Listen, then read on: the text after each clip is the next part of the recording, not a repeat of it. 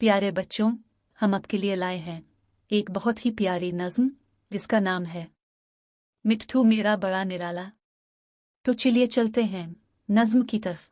मिट्ठू मेरा बड़ा निराला, मिट्ठू सबका लाडला है, प्यारा और राज दुलारा है। हरा इसका रंग है, मिट्ठू सबके संग है।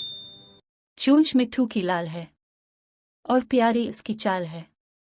हर सुबह जब कोई उसे जगाए, मिट्ठू उसे प्यारे नगमे सुनाए। जब भी कोई पास आए, मिट्ठू उसे खूब हंसाए। जब मिट्ठू को भूख सताए, मिट्ठू घर को सर पे उठाए।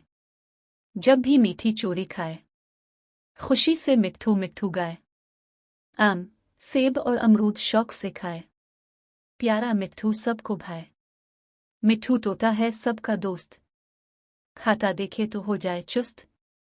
परिंदों का प्यारा साथी रहे, सबसे मिट्ठू हमदर्दी करे। जब भी कोई मिट्ठू को सताए, फिर चोंचे मार कर उसे रुलाए। जब कोई इसे इसकी पसंदीदा चीज खिलाए, मिट्ठू कहे आए हाय हाय हाय।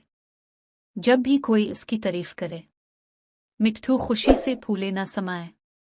जब शाम ढले और फिर रात हो जाए, मिट्ठू आंखें मूंदे और सो जाए। प्यारे बच्चों, उम्मीद है आपको ये नज़्म पसंद आई होगी।